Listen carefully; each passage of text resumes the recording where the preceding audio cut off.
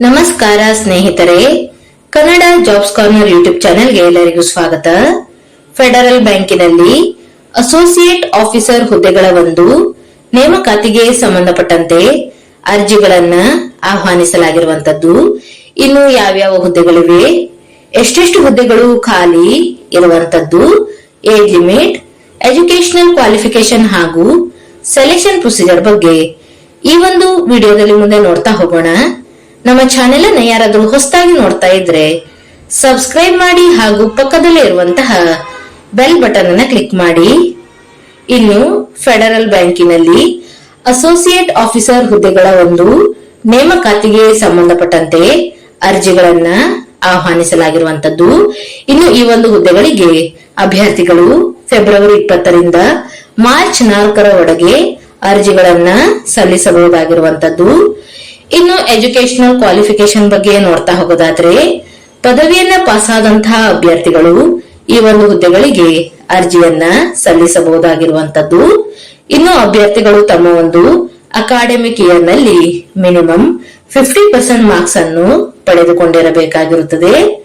ಹಾಗೂ age limit ಬಗ್ಗೆ ನೋಡ್ತಾ ಹೋಗೋದಾದ್ರೆ ಗರಿಷ್ಠ 27 ವರ್ಷದ ಒಳಗಿನ ಎಲ್ಲ ಅಭ್ಯರ್ಥಿಗಳು ಅರ್ಜಿಗಳನ್ನ ಸಲ್ಲಿಸಬಹುದಾಗಿರುವಂತದ್ದು.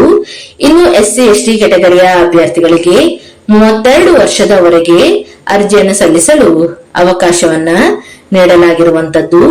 ಹಾಗೂ ಈ ಒಂದು ಹುದ್ದೆಗಳಿಗೆ ಅರ್ಜಿಯನ್ನ ಸಲ್ಲಿಸುವಂತಹ ಅಭ್ಯರ್ಥಿಗಳು ಡ್ರೈವಿಂಗ್ ಲೈಸೆನ್ಸ್ ಅನ್ನು ಸಹ ಹೊಂದಿರಬೇಕಾಗಿರುವಂತದ್ದು. 2 ವೀಲರ್ ಅಥವಾ 4 ವೀಲರ್ ಡ್ರೈವಿಂಗ್ ಲೈಸೆನ್ಸ್ ಅನ್ನ ಹೊಂದಿರಬೇಕಾಗಿರುತ್ತದೆ. ಇನ್ನು ವೇತನ ಶ್ರೇಣಿಯ ಬಗ್ಗೆ ನೋಡ್ತಾ ಹೋಗೋದಾದ್ರೆ ಈ ಒಂದು ಹುದ್ದೆಗಳಿಗೆ ಆಯ್ಕೆಯಾದಂತಹ ಅಭ್ಯರ್ಥಿಗಳಿಗೆ ವಾರ್ಷಿಕವಾಗಿ 4ರಿಂದ 6 ಲಕ್ಷದವರೆಗೆ ವೇತನವನ್ನ ನೀಡಲಾಗುವಂತದ್ದು. ಹಾಗೂ ಇದರ ಜೊತೆಗೆ ಅದರ್ ಅಲವೆನ್ಸಸ್ ಸಹ ಇರುತ್ತದೆ. ಇನ್ನು ರಿಕ್ರೂಟ್ಮೆಂಟ್, ಡಿಸ್ಟ್ರಿಕ್ಟ್ ಅಂಡ್ ಪೋಸ್ಟಿಂಗ್ ಬಗ್ಗೆ ನೋಡ್ತಾ ಹೋಗೋದಾದ್ರೆ ಅಭ್ಯರ್ಥಿಗಳಿಗೆ ಆಯಾ ರಾಜ್ಯಗಳಿಗೆ ಸಂಬಂಧಪಟ್ಟಂತೆ ಪ್ರಿಫರೆನ್ಸ್ ಗಳನ್ನ ನೀಡಲು ಡಿಸ್ಟ್ರಿಕ್ಟ್ ಗಳ ಬಗ್ಗೆಯೂ ಸಹ ಮಾಹಿತಿಯನ್ನ ನೀಡಲಾಗಿರುವಂತದ್ದು. ಅಭ್ಯರ್ಥಿಗಳು 2 ಡಿಸ್ಟ್ರಿಕ್ಟ್ ಗಳಿಗೆ ಪ್ರಿಫರೆನ್ಸ್ ಅನ್ನ ಅಪ್ಲಿಕೇಶನ್ ಅನ್ನ ಹಾಕುವ ಸಂದರ್ಭದಲ್ಲಿ ನೀಡಬೇಕಾಗಿರುತ್ತದೆ. ಹಾಗೂ ಈ ಒಂದು ಹುದ್ದೆಗಳಿಗೆ ಆಯ್ಕೆಯಾದಂತಹ ಅಭ್ಯರ್ಥಿಗಳು ನೀಡಿರುವಂತಹ ಪ್ರಿಫರೆನ್ಸ್ ಡಿಸ್ಟ್ರಿಕ್ಟ್ ಗಳಲ್ಲಿ ಪೋಸ್ಟಿಂಗ್ ಅನ್ನ ನೀಡಲಾಗುವಂತದ್ದು. ಇನ್ನು ಪ್ರೊಬೇಷನರಿ ಪೀರಿಯಡ್ ಬಗ್ಗೆ ನೋಡ್ತಾ ಹೋಗೋದಾದ್ರೆ ಅಭ್ಯರ್ಥಿಗಳಿಗೆ 1 ವರ್ಷದ ಅವಧಿಯವರೆಗೆ ಪ್ರೊಬೇಷನರಿ ಪೀರಿಯಡ್ ಇರುವಂತದ್ದು.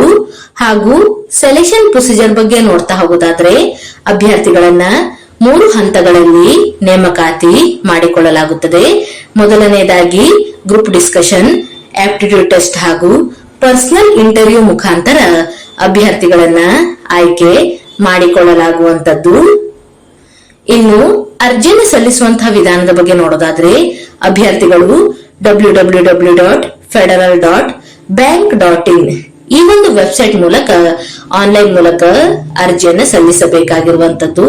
ಹಾಗೂ ಅಭ್ಯರ್ಥಿಗಳು ಫೆಬ್ರವರಿ 20ರಿಂದ ಮಾರ್ಚ್ 4ರ ಒಳಗೆ ಅರ್ಜಿಯನ್ನ ಸಲ್ಲಿಸಬೇಕಾಗಿರುತ್ತದೆ. ಇನ್ನು ಅಪ್ಲಿಕೇಶನ್ ಫೀಸ್ ಬಗ್ಗೆ ನೋಡ್ತಾ ಹೋಗೋದಾದ್ರೆ ಜನರಲ್ ಹಾಗೂ ಅದರ್ ಕೆಟಗರಿಯ ಅಭ್ಯರ್ಥಿಗಳಿಗೆ 500 ರೂಪಾಯಿ ಅಪ್ಲಿಕೇಶನ್ ಫೀಸ್ ಇರುತ್ತದೆ. ಇನ್ನು SC ST ಕೆಟಗರಿಯ ಅಭ್ಯರ್ಥಿಗಳಿಗೆ 125 ರೂಪಾಯಿ ಅಪ್ಲಿಕೇಶನ್ ಫೀಸ್ ಇರುವಂತದ್ದು. ಇನ್ನು ಅಭ್ಯರ್ಥಿಗಳು ಅಪ್ಲಿಕೇಶನ್ ಫೀಸ್ ಅನ್ನ ಆನ್ಲೈನ್ ಮುಖಾಂತರ ಪೇಮೆಂಟ್ ಅನ್ನ ಮಾಡಬೇಕು. ಅಂದರೆ debit card, credit card, internet banking, UPI payment ಹೀಗೆ ಆನ್ಲೈನ್ ಮುಖಾಂತರ ಅಪ್ಲಿಕೇಶನ್ ಫೀಸ್ ಅನ್ನ ಪೇಮೆಂಟ್ ಮಾಡಬೇಕಾಗಿರುತ್ತದೆ. ಇನ್ನು ಆಯಾ ರಾಜ್ಯಗಳಿಗೆ ಸಂಬಂಧಪಟ್ಟಂತೆ ಡಿಸ್ಟ್ರಿಕ್ಟ್ ಗಳ ಬಗ್ಗೆಯೂ ಸಹ ಇಲ್ಲಿ ಮಾಹಿತಿಯನ್ನ ನೀಡಲಾಗಿರುವಂತದ್ದು.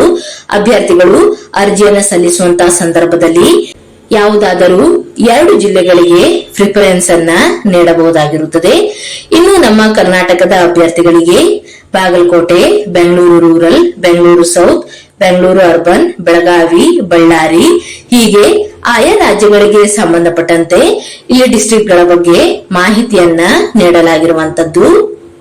ಇನ್ನು ಆಸಕ್ತ ಮತ್ತು ಅರ್ಹ ಅಭ್ಯರ್ಥಿಗಳು ಈ ಒಂದು ಹುದ್ದೆಗಳಿಗೆ ಅರ್ಜಿಯನ್ನ ಸಲ್ಲಿಸಬಹುದಾಗಿರುತ್ತದೆ. ಇವಿಷ್ಟು ಫೆಡರಲ್ ಬ್ಯಾಂಕಿನಲ್ಲಿ ಕರೆಯಲಾದಂತಹ ಅಸೋಸಿಯೇಟ್ ಆಫೀಸರ್ ಹುದ್ದೆಗಳ ಒಂದು ನೇಮಕಾತಿಗೆ ಸಂಬಂಧಪಟ್ಟಂತಹ ಮಾಹಿತಿಯಾಗಿರುತ್ತದೆ. ಈ ಒಂದು ವಿಡಿಯೋ ನಿಮಗೆ ಇಷ್ಟವಾಗಿದ್ದಲ್ಲಿ ಒಂದು ಲೈಕ್ ಮಾಡಿ, ಶೇರ್ ಮಾಡಿ ಹಾಗೂ ಸಬ್ಸ್ಕ್ರೈಬ್ ಮಾಡಿ. ಜೊತೆಗೆ ಪಕ್ಕದಲ್ಲಿ ಇರುವಂತಹ ಬೆಲ್ ಬಟನ್ ಅನ್ನ ಕ್ಲಿಕ್ ಮಾಡಿ.